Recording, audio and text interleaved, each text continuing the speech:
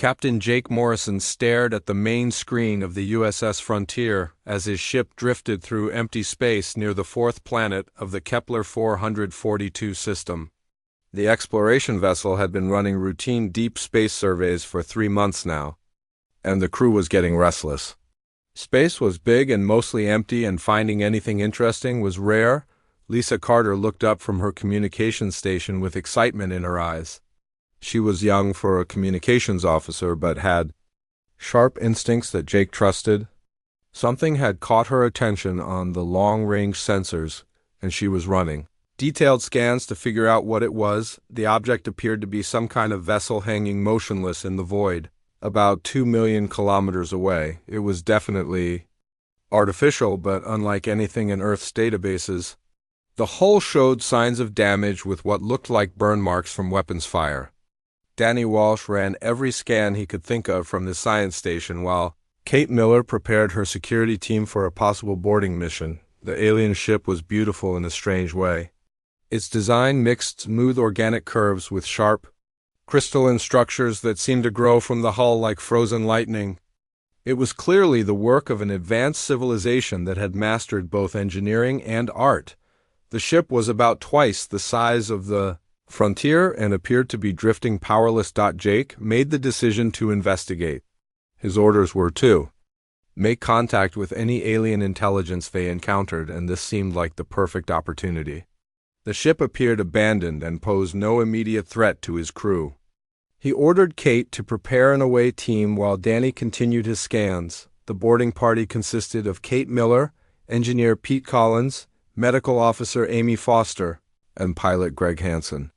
They took a shuttle across the gap between ships and found an airlock that seemed compatible with their equipment. The alien vessel had atmosphere and gravity, which made things easier. Inside the ship they found corridors that curved in impossible ways and walls that seemed to pulse with their own inner light. The technology was clearly far beyond anything humans had developed, but the ship felt empty and lifeless. They made their way toward what appeared to be the bridge, following signals from their scanners. That was when they discovered the ship was not as abandoned as it seemed. Commander Vex Kaller of the Zephyrian Empire had been hunting what his people called the Scourge when the human vessel appeared on his sensors. His ship had been damaged in a recent battle, and his crew was making repairs when these strangers arrived uninvited. The Zephyrians were a proud warrior species that controlled 3 star systems and demanded respect from all who encountered them.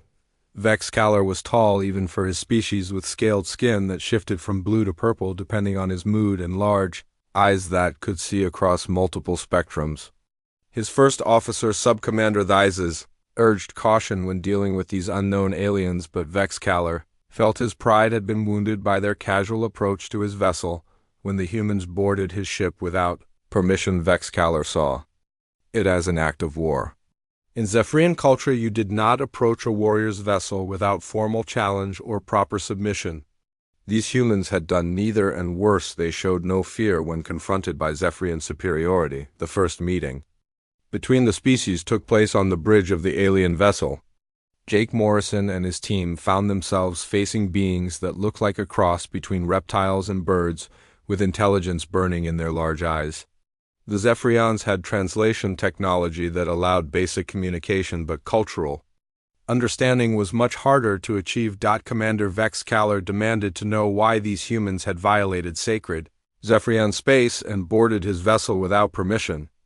Captain Morrison tried to explain that they were explorers who had found what appeared to be a derelict ship and had come to offer assistance. The explanation only made things worse. Pete Collins tried to lighten the mood with a joke about space being big enough for everyone, but the Zephyrian translators interpreted his humor as mockery. Amy Foster stepped forward to offer medical assistance to a wounded Zephyrian crew member, but this was seen as another violation of protocol since she had not asked permission. First, the situation spiraled out of control quickly. Vex Kaller saw the humans as arrogant primitives who showed no proper respect for their betters. The humans saw the Zephyrians as hostile aliens who were threatening them for trying to help. Neither side understood the other's culture or intentions. When Captain Morrison refused to surrender his crew for what Vexcaler called trespass violations the Zephyrian. Commander decided that force was the only language these primitives would understand. He ordered his crew to prepare weapons and gave the humans one final chance to submit to Zephyrian authority. Jake Morrison had faced dangerous situations before, but never anything like this. He was an explorer, not a warrior, but he would not abandon his crew to alien captivity. He activated his emergency beacon and ordered his people back to their shuttle. While he tried to buy them time, the confrontation ended badly for both sides. The Zephyrians opened fire on the retreating humans and managed to damage their shuttle. Captain Morrison got his people back to the frontier, but not before Greg Hansen recorded everything that happened. The pilot's cameras caught the alien weapons, fire, and the obvious hostility of the Zephyrian crew. As the USS Frontier jumped faster than light speed, Jake Morrison composed a priority message to Earth Command. His report was simple and direct. First contact had been established with an alien species. The aliens were technologically advanced and apparently hostile. Earth needed to prepare for the possibility that humanity was not alone in the universe and that their new neighbors might not be friendly. The message would take weeks to reach Earth, but when it did, everything would change. Humanity was about to learn that the galaxy was full of life and that most of it did not welcome newcomers. The age of human isolation was ending, and the age of galactic conflict was about to begin. 3 weeks after the encounter with the human vessel commander, Vexcaler stood before the Galactic Council on Nexus Prime Station. The massive chamber held representatives from dozens of species that had been part of galactic civilization for thousands of years. Each species had earned their place through conquest, diplomacy, or simply surviving long enough to prove they belonged. The council chamber was a marvel of engineering that accommodated beings with wildly different environmental needs. Gas breathing. Methanorians floated in sealed tanks while crystalline silicates stood on platforms designed for their unique physiology. The hive-minded collective sent drones to speak for their billions, while ancient AIs projected themselves as holograms of light. Council. Speaker Morpheus 9 was one of those AIs and had been mediating galactic conflicts for longer than most species had existed. The ancient artificial intelligence had seen empires rise and fall and had developed a reputation for fair but firm judgment. When Morpheus 9 spoke, the galaxy listened. Commander Vexcaler presented his case with the pride and arrogance typical of his species. He described the human vessel that had violated Zephyrian space and the crew that had boarded his ship without permission. He spoke of their casual disregard for proper protocol and their mocking attitude towards Zephyrian authority. In his telling, the humans were violent primitives who posed a clear threat to galactic order. Most council members had never heard of humans before, but they trusted Zephyrian judgment. The Empire was known throughout the galaxy for their military strength and had never been wrong about potential threats. If the Zephyrians said these humans were dangerous, then the Council took that warning seriously. Counselor Zeth Prime of the Aquatic Federation raised webbed hands to speak. His species had dealt with aggressive newcomers before and knew the signs of a species that would cause trouble. The humans' apparent disregard for established first contact protocols was troubling, and suggested they might not respect other galactic laws either. The insectoid swarm's queen voice clicked her mandibles in agreement. Her species had evolved from hive insects and valued order above all else. Any species that would mock established authority was clearly too chaotic to be allowed into galactic society. The queen voice suggested that these humans might need to be taught proper respect through force. Dr. Helen Rodriguez tried to present humanity's side of the story. Through quantum communication from Earth, she was a skilled diplomat who had been chosen specifically for her ability to work with alien cultures, but she faced an almost impossible task. The Council had already decided that humans were a problem and nothing, she said, seemed to change their minds. Rodriguez explained that her people were explorers, not conquerors, and that the encounter had been a tragic misunderstanding. She described human culture and values, trying to show that humanity could be a valuable addition to galactic civilization. Her calm, measured tone actually worked against her because several council members interpreted her diplomatic approach as evidence of human deception. The debate continued for hours with various species, sharing their opinions about what should be done with humanity. The gas-breathing Methanorians worried about contamination, while the machine intelligences questioned whether biological species could ever truly be trusted. Even species that had once been considered primitive themselves now looked down on the newcomers. Chief Historian Valdres of the Archive Worlds finally provided the recommendation that sealed humanity's fate. His people maintained the galaxy's historical records and had studied thousands of species that had tried to join galactic civilization. According to his research, primitive species either submitted to council authority quickly or were eliminated before they could threaten established order. Valdres had found references to something called apex predator syndrome in the ancient records. This was a condition that affected species from high-gravity worlds with dangerous environments. Such species often developed aggressive tendencies and an inability to submit to authority that made them unsuitable for civilized society.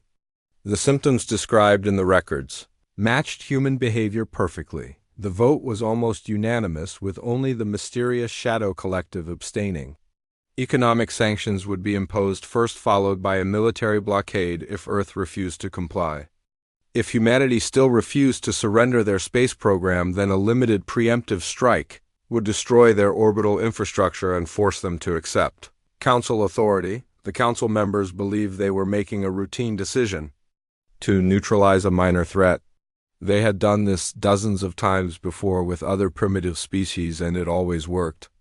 Show overwhelming force, and the primitives would quickly surrender rather than face annihilation.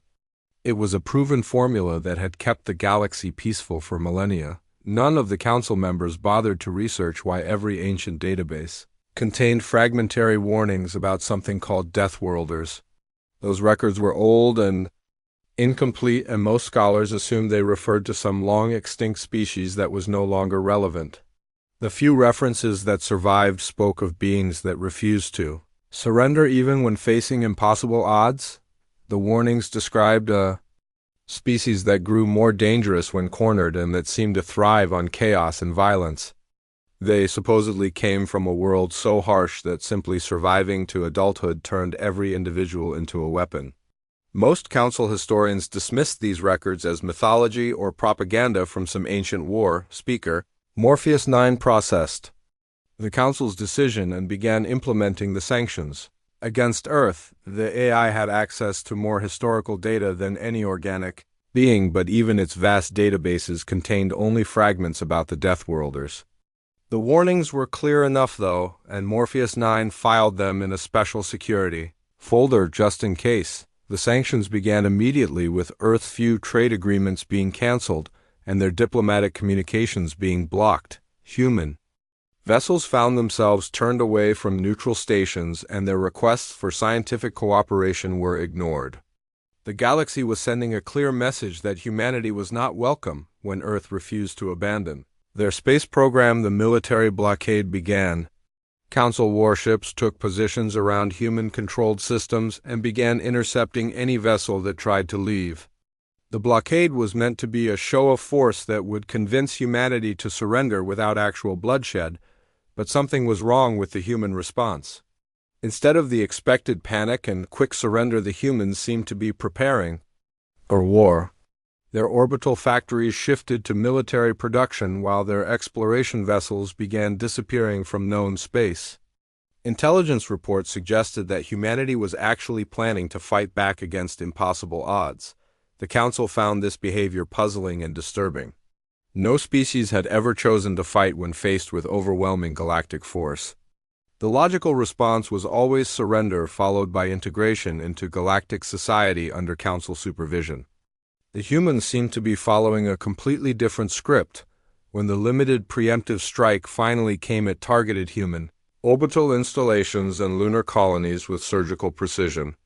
The attack was meant to demonstrate Council power, while minimizing casualties. It should have convinced humanity that resistance was futile and that surrender was their only option. Instead, the attack seemed to trigger something primal in the human response. Rather than surrender messages, the Council began receiving what could only be described as declarations of war. The humans were not just refusing to submit, they were promising to make the galaxy pay for attacking their homes. Speaker Morpheus 9 began accessing deeper historical archives as reports came in of human ships attacking Council installations across multiple systems.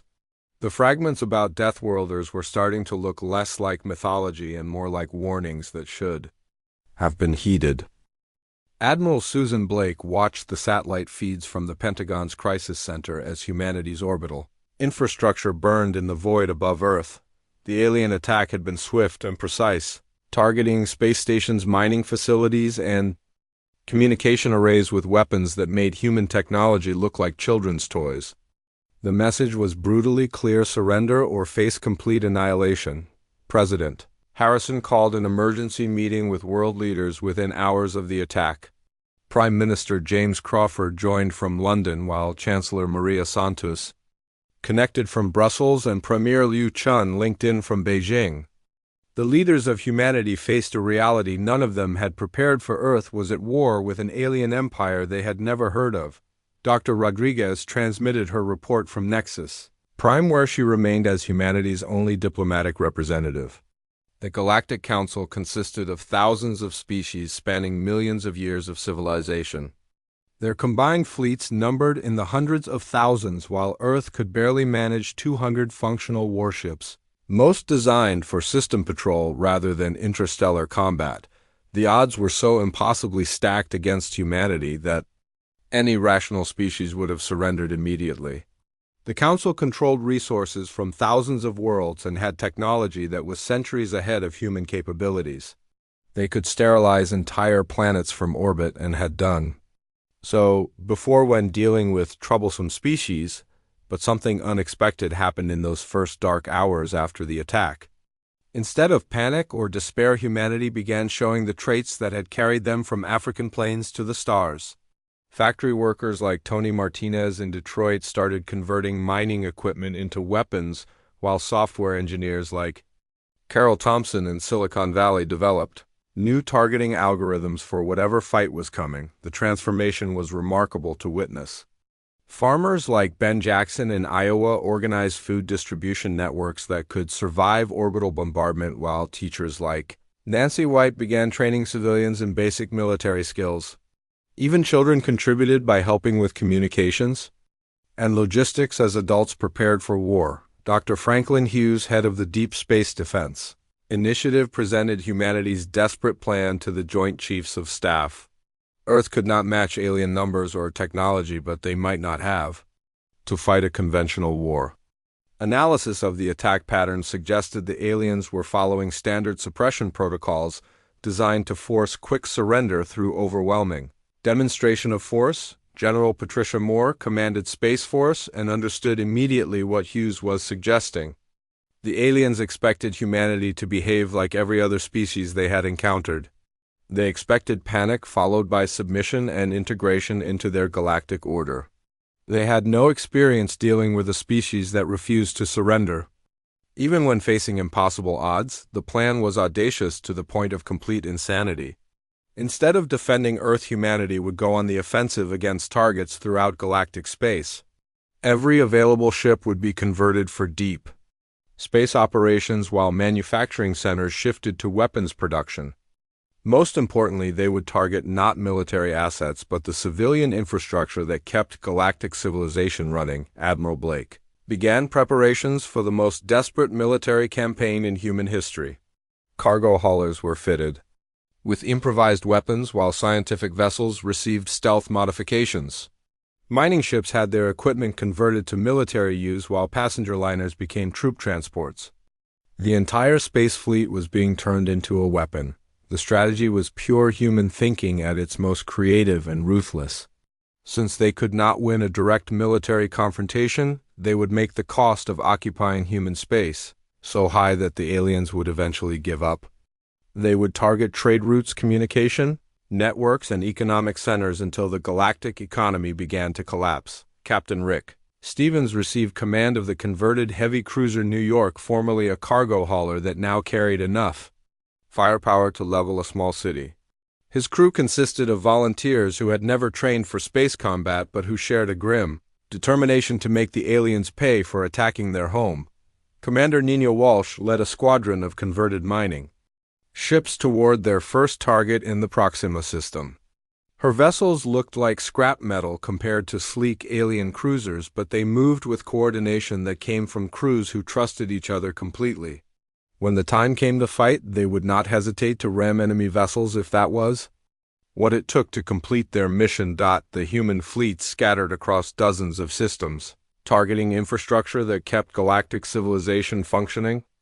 They struck at fuel depots that supplied trade vessels, communication relays that connected distant worlds, and banking centers that processed interstellar commerce. Each attack was carefully planned to cause maximum disruption with minimum human casualties. Lieutenant Commander Paul Harrison piloted a stealth ship through alien sensor networks with modifications that made his vessel nearly invisible. His mission was to gather intelligence on alien defenses, but he carried enough explosives to level a space station if the opportunity presented itself. Like every human in the fleet, he was prepared to trade his life for strategic advantage. The aliens had never encountered anything like human warfare. Throughout galactic history, conflicts followed established patterns with formal challenges, proportional responses, and honor-based combat. Civilized species fought according to rules that minimized casualties and preserved infrastructure for the eventual peace negotiations. Humans ignored every rule of civilized warfare. They attacked civilian targets without warning, used improvised weapons that violated every treaty, and showed complete disregard for their own casualties. When alien patrols cornered human vessels, the humans did not retreat or surrender. They accelerated toward their enemies with weapons blazing. Back on Earth, the transformation continued as civilian industries converted to military production. Automobile factories began producing spacecraft components, while electronics manufacturers developed new communication systems. The global economy reorganized itself around a single goal: making the aliens regret their decision to attack humanity. The psychological impact was exactly what human planners had hoped for.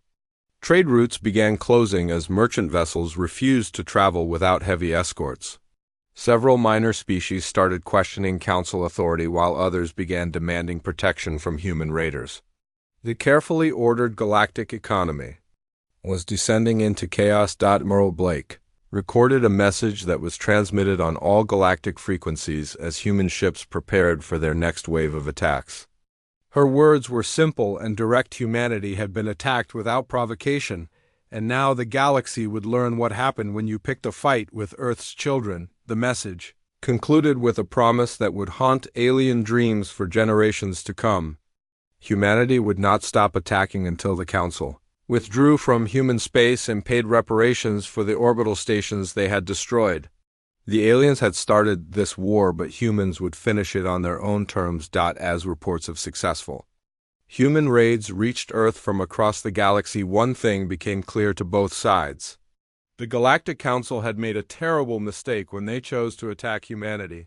They had awakened something that should have been left sleeping, and now they would face the consequences of their arrogance. Captain Rick Stevens gripped the command chair of the converted heavy cruiser New York as his ship dropped out of faster-than-light travel at the edge of the Proxima trade system.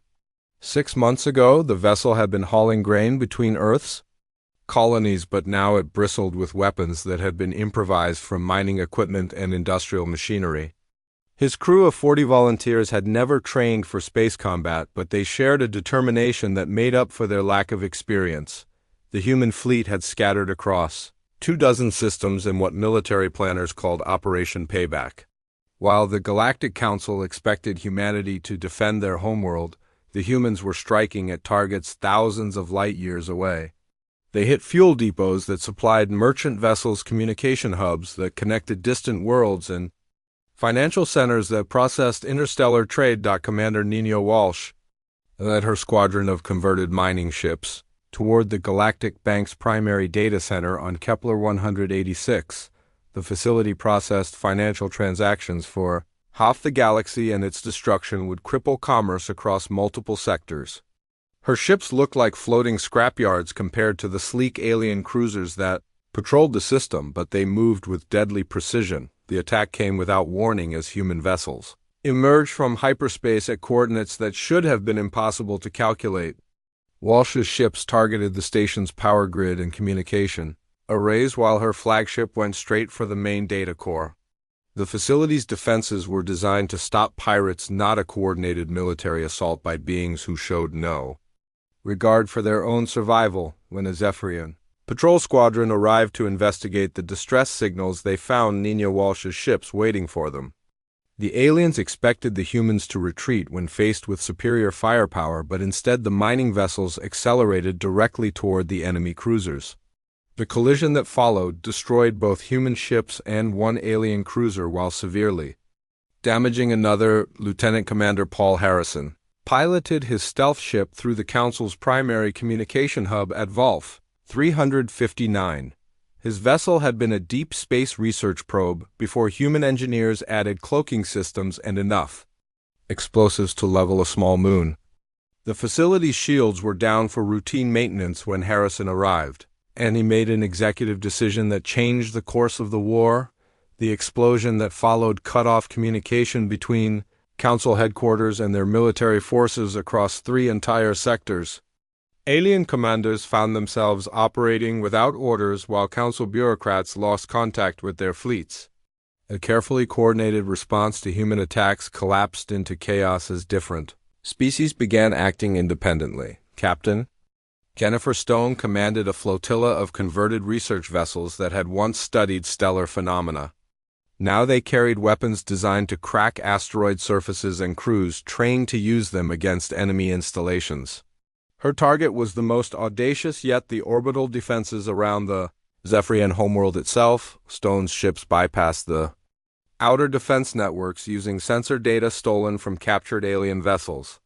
They did not attempt to destroy the planet's massive orbital ring, but instead targeted key communication nodes and traffic control centers. The message was clear: nowhere in the galaxy was safe from human reach, not even the heart of the empire that had started this war. The attack on the Zephyrian homeworld sent shockwaves through the galactic community. No species had ever struck directly at a council member's home system, and certainly not with the casual efficiency that the humans displayed. Stone's ships were gone before reinforcements arrived, leaving only wreckage and the terrifying realization that human intelligence networks had penetrated even the most secure systems. Back on Nexus Prime, the council chamber erupted in chaos as reports flooded in from across the galaxy. The Aquatic Federation's outer colonies had declared independence rather than risk human attack. The Silicates had lost 3 major crystal farms to human raiders, while the insectoid swarm was demanding protection for their breeding worlds. Speaker Morpheus 9 processed incoming data with growing alarm as the artificial intelligence watched galactic civilization begin to unravel. Trade routes that had operated safely for centuries were now too dangerous for merchant vessels. Banking systems that processed transactions across thousands of worlds were failing as data centers fell to human attacks. The economic foundation of galactic society was crumbling. The humans fought unlike any species in recorded history. They used cargo haulers as weapons platforms, research vessels as stealth bombers, and mining equipment as ship killers. Their tactics violated every principle of civilized warfare but proved devastatingly effective against enemies who expected honorable combat. Commander Vexcaller found himself defending supply convoys instead of hunting the human scourge as his empire's trade networks collapsed under constant attack. Zephyrian military doctrine emphasized individual honor and formal combat, but the humans refused to fight according to established rules. They struck from ambush, retreated without shame, and showed no respect for military tradition. The psychological warfare was perhaps even more effective than the physical attacks. Human vessels would appear in systems where they should not have been able to reach, strike at seemingly random targets, and vanish before defenders could respond. The randomness was actually carefully planned to create maximum fear and uncertainty among galactic populations. Dr. Rodriguez continued transmitting reports from Nexus Prime, where she watched Council unity dissolve in real time. Species that had cooperated for millennia were now arguing about resource allocation and defense priorities. Some demanded immediate peace negotiations with humanity, while others called for escalating military response.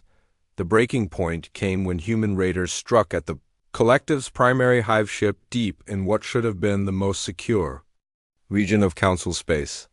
The attack was impossible by every calculation the aliens had made, but somehow, human ships had penetrated hundreds of light years into protected territory.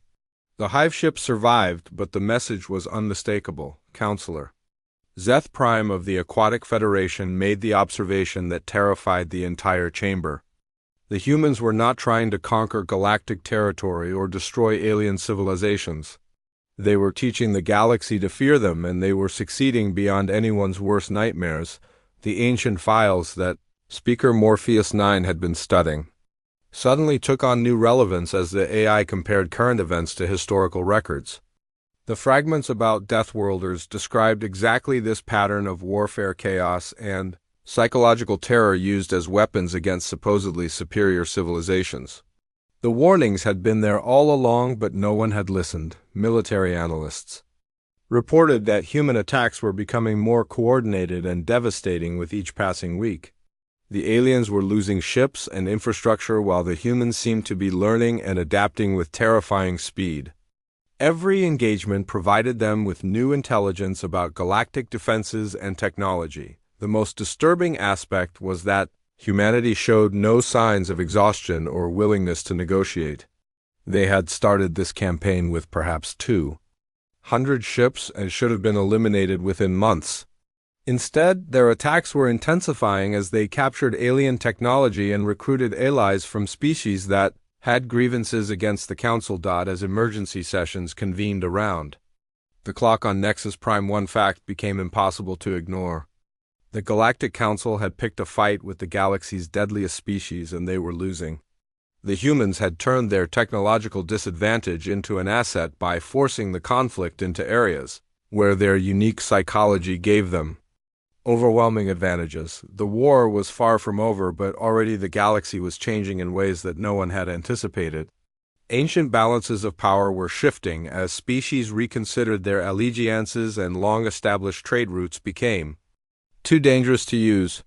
Humanity had introduced chaos into a system that had operated on order for millennia, and there was no going back. Speaker Morpheus 9 descended into the deepest archives beneath Nexus Prime as human attacks intensified across the galaxy. The ancient AI had not accessed these data vaults in millions of years, but the fragmentary warnings about Deathworlders demanded investigation. What the artificial intelligence discovered in those forgotten files would change everything the galaxy thought it knew about itself. The records were old beyond measure, dating back to the time of the predecessors, when the galaxy had been ruled by beings of unimaginable power and cruelty.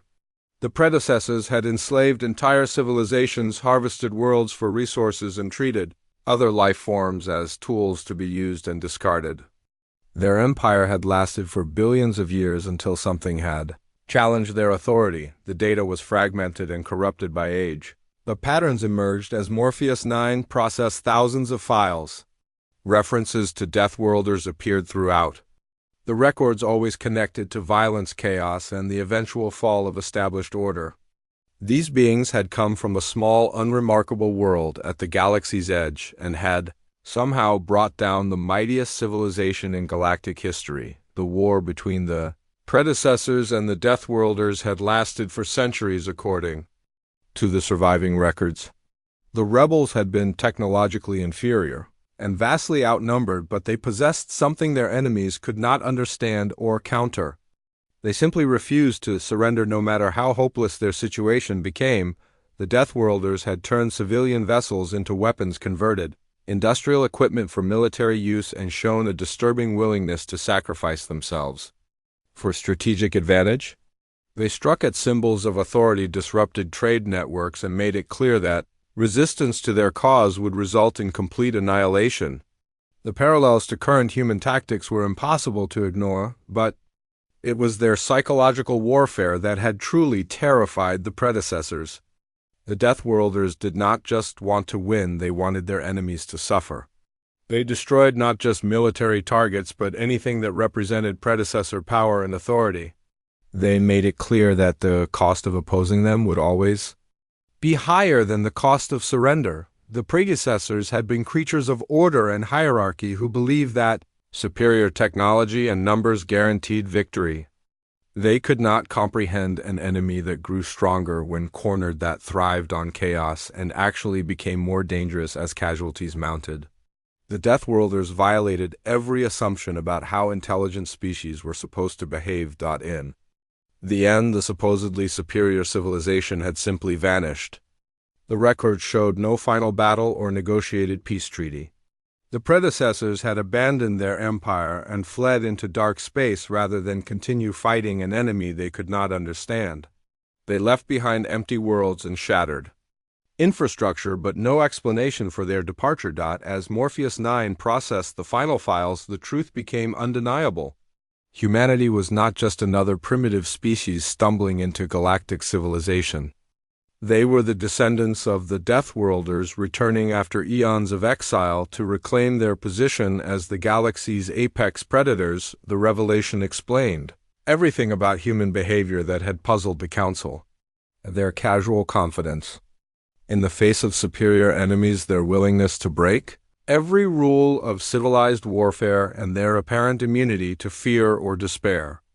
These traits had not developed by accident. They were the legacy of a species that had once brought down galactic civilization itself. On Nexus Prime emergency sessions convened around the clock as Council members struggled to comprehend the scope of their mistake.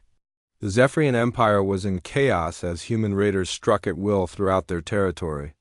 The Aquatic Federation was losing entire star systems to independence movements, while the insectoid swarm faced rebellion in their outer colonies. Counselor Zeph Prime floated in his tank as he tried to process the historical data that Morpheus 9 had shared. His species had always prided themselves on learning from the past, but they had ignored the clearest warning in galactic history. The Deathworlders had been banished, not defeated, and now they had returned with a vengeance. The silicate representative stood motionless as crystalline thoughts processed the implications of humanity's true nature. Their species had existed for millions of years and had witnessed the rise and fall of dozens of civilizations, but they had never encountered anything like the Deathworlders. The ancient warnings had been dismissed as mythology because no rational mind could accept their implications. Commander Vexcaller received the historical briefing while his fleet retreated from yet another failed attempt to stop human raiders. The proud Zephyrian warrior finally understood why these humans had shown no fear when confronted with his authority. They were not primitive newcomers, they were the returning masters of galactic warfare. The human attacks continued with increasing coordination and effectiveness as alien resistance crumbled across multiple sectors. Captain Rick Stevens led his converted cargo hauler in strikes against shipping lanes that had operated safely for millennia. Commander Nina Walsh's mining ships eliminated defense platforms that were supposed to be impregnable, while Lieutenant Commander Paul Harrison's stealth vessels appeared in systems that should have been unreachable. Dr. Rodriguez transmitted regular reports from her diplomatic post, but her role was changing from ambassador to humanity's voice of strength and authority. The Council no longer spoke to her as representatives of a superior civilization dealing with primitive newcomers. They spoke to her as defeated enemies, seeking terms of surrender. The psychological impact of the historical revelation was devastating for galactic morale. Species that had considered themselves advanced and civilized suddenly realized they were nothing more than the inheritors of a galaxy that the Deathworlders had abandoned. Their technology, their culture, and their very existence depended on the sufferance of beings who had once ruled the stars. The economic collapse accelerated as trade networks shut down and banking systems failed. Worlds that had depended on galactic commerce for survival found themselves isolated and desperate. The careful balance of resources and populations that had sustained civilization for millions of years was dissolving as human attacks targeted the infrastructure that held everything together. Some species began seeking accommodation with humanity, while others retreated to their home systems and prepared for siege. The unity that had held the Galactic Council together for millennia evaporated as each member species prioritized their own survival over collective action. The end came not with a final battle, but with a simple transmission that reached every world in Council space. Dr. Rodriguez spoke from Nexus Prime with calm authority as she delivered humanity's terms. The galaxy had attacked Earth without provocation, and now they would learn the price of their aggression. Humanity was willing to negotiate, but first the Council needed to understand what they were dealing with. The humans were not angry primitives. They were the returning Death Worlders, and they remembered everything their ancestors had taught them about warfare. They had spent millennia in exile learning patience and planning their return to galactic prominence, the transmission concluded. With a promise that echoed across the galaxy and into the deepest archives where ancient warnings lay forgotten. Some species should never be underestimated, some sleeping giants should never be awakened, and some doors should never be opened. The Galactic Council had done all three, and now they would face the consequences. The Death Worlders had returned. And the galaxy would never be the same. The age of Council authority was ending, and the age of human dominance was about to begin. The circle was complete, and the children of Earth had come home to reclaim their inheritance among the stars.